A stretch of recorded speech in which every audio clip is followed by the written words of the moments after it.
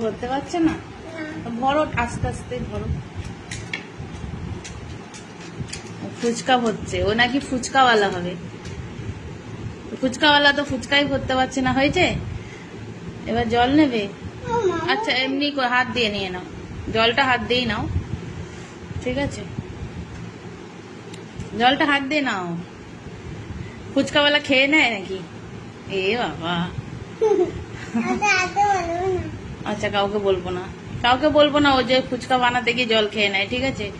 মানে আলু খেয়ে নেয়, ব্যাস। Thank you Lado. ফুচকা বানিয়ে দিল আর আমি খাচ্ছি।